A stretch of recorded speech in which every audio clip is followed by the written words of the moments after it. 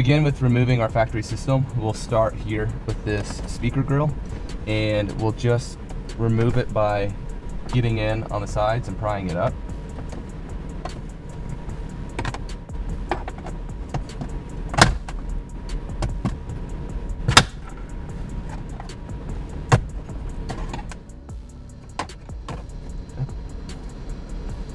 So you can see there's 4 clips that we're holding that on.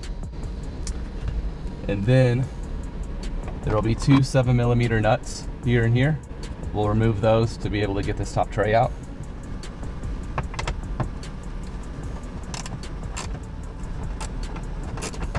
With those 2 screws removed, you can see that the back is going to be loose, but there's going to be some clips up here at the front that are keeping it in. So same thing, we'll just get underneath there and pry the front loose.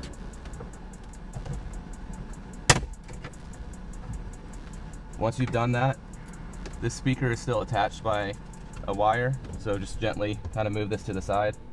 You don't want to damage the speaker wire here. And then you'll have access to 2 more 7mm nuts that are here at the top.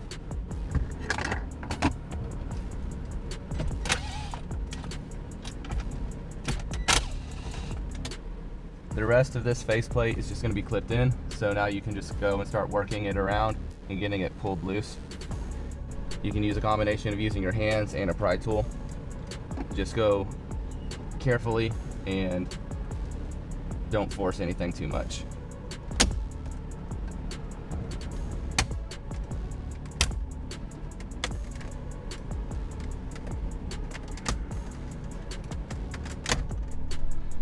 Okay, and with the faceplate pulled back, you're going to have a few connections to undo. So depending on your options, you'll have 2 or 3 up here at the top. That's going to be for your buttons at the top of the faceplate.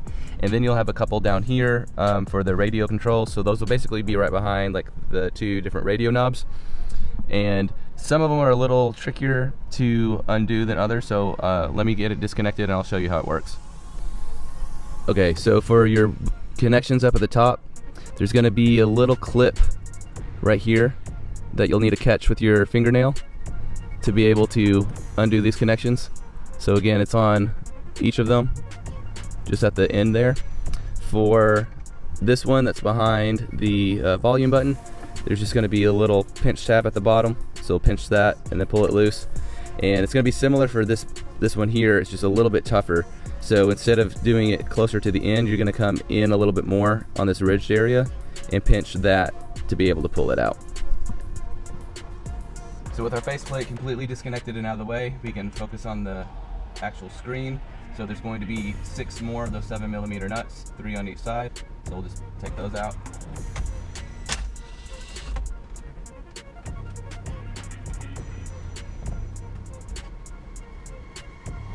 Then from your screen, you're going to have your main power harness here at the top.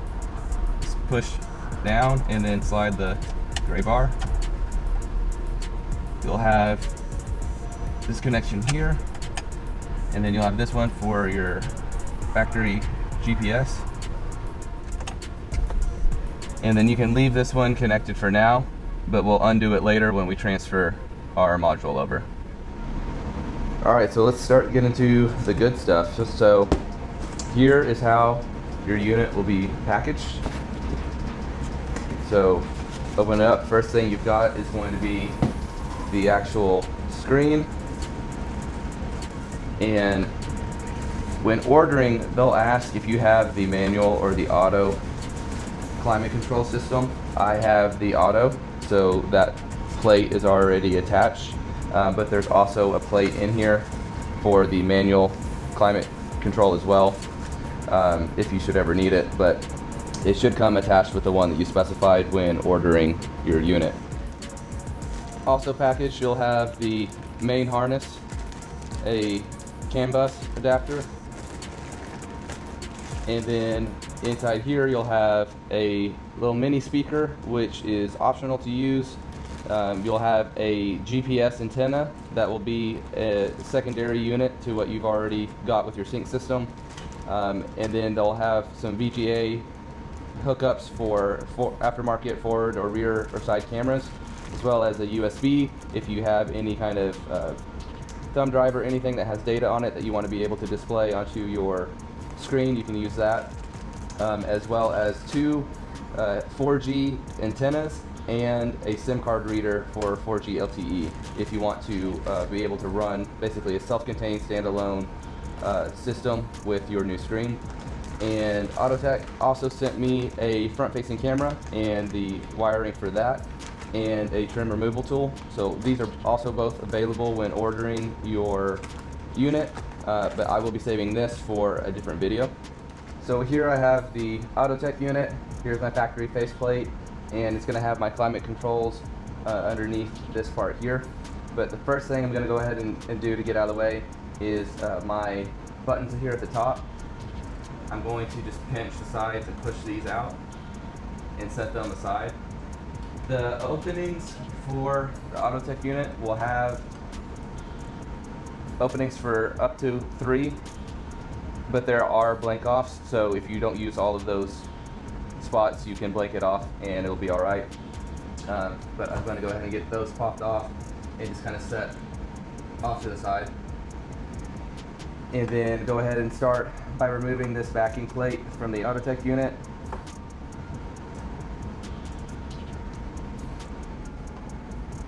And then move over to the backing plate of my factory unit. This is going to be a T10 that I've got on here. And it's going to go around to all these little screws and start working them out. Now when you're taking these out, keep them organized, because some of these are going to be longer screws, and then some of them on the inside are going to be shorter screws. And you don't want to get those mixed up, because you could bust through the unit if you use the wrong size.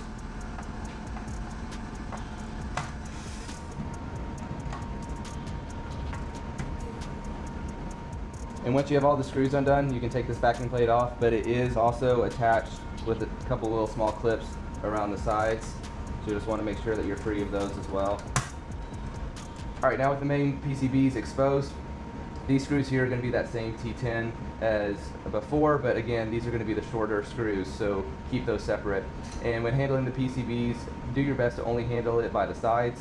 Don't touch any of the components. One, some of them are super small and easy to knock off, but then two, PCBs are very sensitive to static discharge, so try to discharge anything that you might have already built up, and do your best not to accumulate more. You can even handle them with nitrile or latex gloves if you are that concerned about it. Also take care of these ribbon cables. Be careful with those. Don't rip them out or tear them or twist them or anything like that. But we're just going to go ahead and do the same thing as like with the backing plate and just get these screws removed.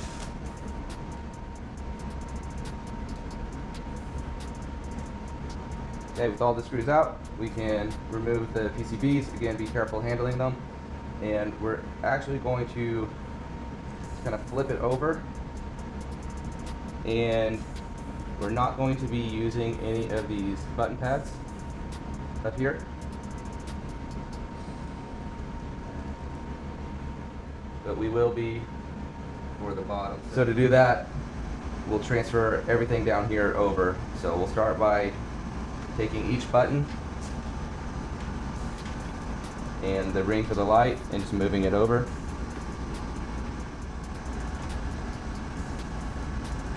And then this middle set of buttons, drop that in. With our buttons transferred, we can then take the PCB over, and as I was saying, just double check that on the top half here you don't have any button pads stuck to it, and just move it over. And when attaching the top portion of the PCB, we for sure can't use the really long ones that we removed, but even the slightly shorter ones are going to be too long and they will penetrate into the screen if we use them. So in the kit, they'll give you two different types of black screws. The ones that are slightly longer and slightly fatter of the two, those are what you will use to attach this top PCB. There's going to be 4 of them that you'll use, 2 down here and then 1 in each of the top corners. And again, that's the slightly larger of the 2 black screws. Do not use any of the screws that you have previously removed to reattach this.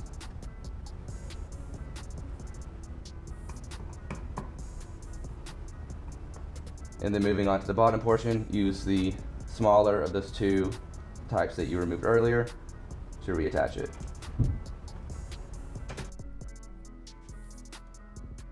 Once that's all in, we're going to come back with the new backing plate and we'll attach it using the last of the medium screws that we removed from the factory unit.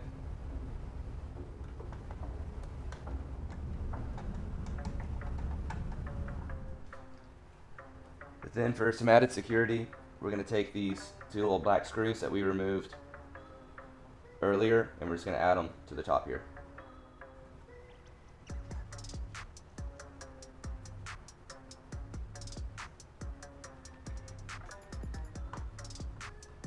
Okay, now we can focus on removing our Sync 3 module, which again is kind of what makes this whole thing special. So there are going to be 3 Phillips screws holding the module onto the screen. So you'll take those out, but then you'll also disconnect this cable here because there's a longer one that will come with your kit to transfer. Now that we have our module off, we will install it on the back of the AutoTec. As far as the orientation goes, there are going to be 2 holes that you will use to attach the module, and you'll want to make sure that this piece right here, this is your GPS antenna, that it is facing toward the top. Otherwise your GPS won't work quite correctly. So it matches to line up with holes this way, but this hole's not used. You'll do it this orientation here and only use 2 out of the 3 screws.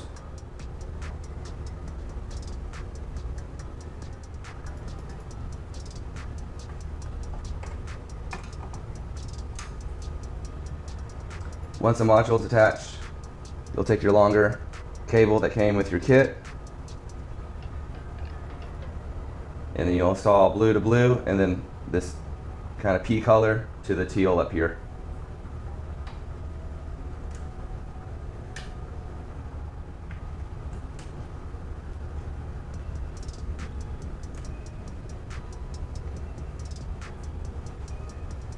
Lastly, you'll transfer over these orange clips that will help the faceplate snap into your dash.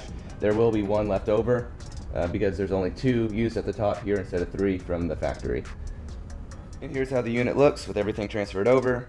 I put my blank off in on this middle slot here, and then I've just loosely fitted the other 2 buttons on either side.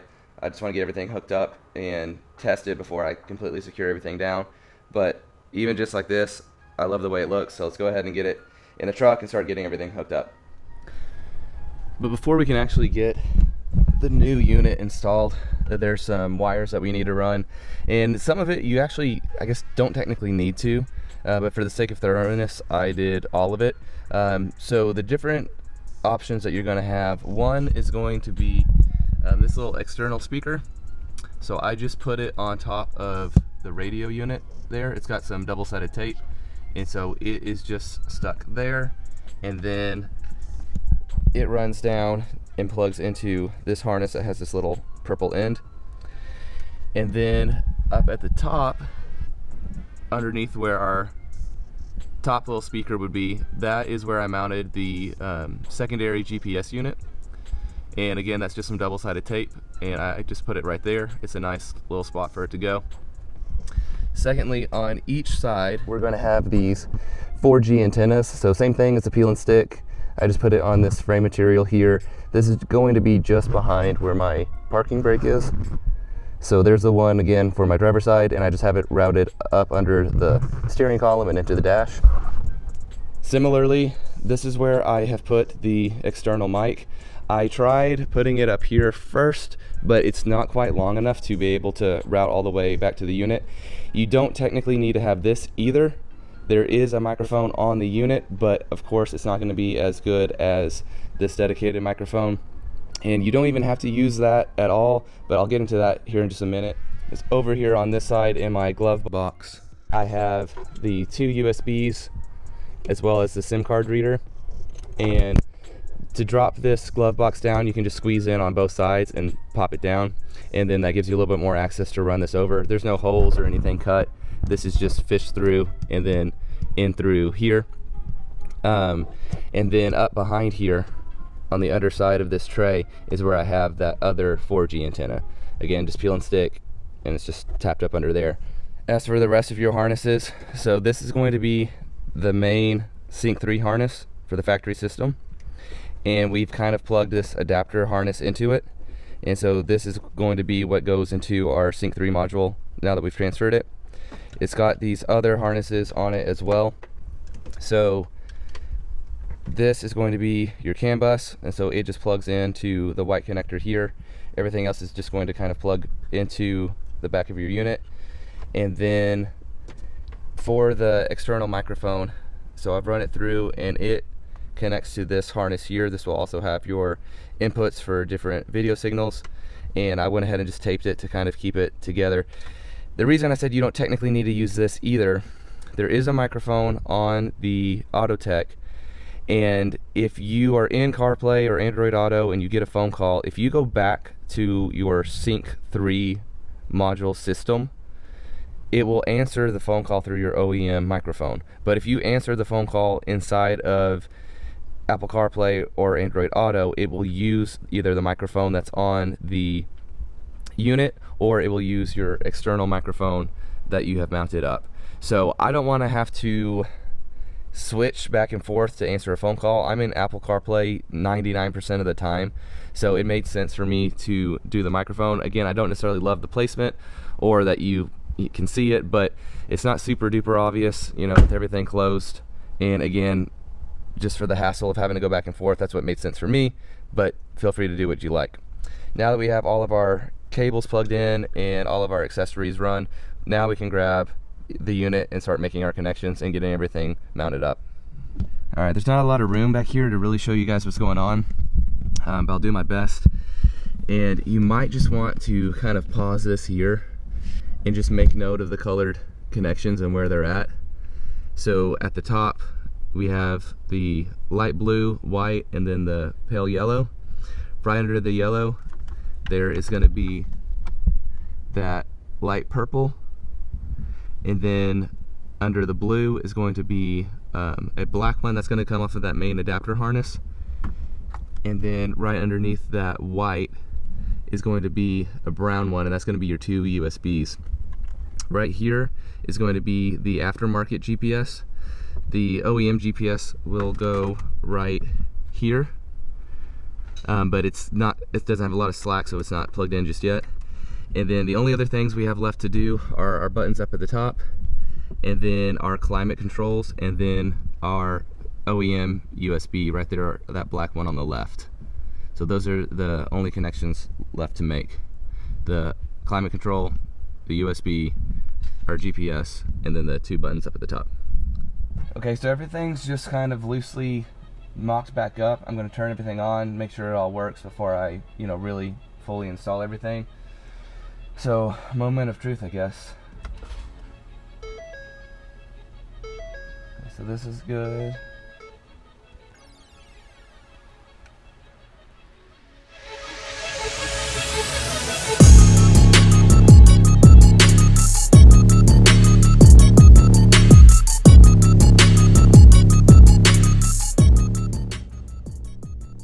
Alright everybody, so as you just saw, here is the unit fully installed and hooked up.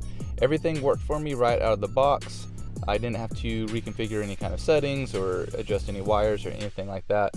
So after that first initial boot up where you turn the whole thing on, it's pretty quick and responsive after you start your vehicle. So just hit start, the main home screen pops up, and then this will be your console app or your sync app, which will be what you're used to seeing in your regular infotainment. So here is going to be your sync interface. This will be your new radio controls, but all of your presets and everything will carry over, and that will work like it's supposed to. You can utilize your steering controls, or you can do it here on the actual screen. And then as far as your AC, same thing. You can use your buttons here to change the fan speed and of course the temperature. or you can just do it here on the screen as well. So you can open up this menu and change all of that. Next is going to be reverse. So there's a slight delay in coming on with the rear camera compared to just the factory system. It's not a huge deal, but it is something that I noticed. All right, everybody, so I've had this thing for about a month, and I wouldn't go back to my factory system for any reason other than if maybe I was, selling the truck or something and wanted to take that out with me. But it does everything the factory system can do and a whole lot more. So if you like this video, please watch the next one, because I will be going over a lot of those cool features, some of the things that I've learned along the way, some things that will help you guys out and make the experience a little bit more enjoyable, and a few things that I wish I could change, but honestly they're not deal breakers by any means. At any rate, it'll be a good watch. Thank you for watching this one, and I'll see you in the next one.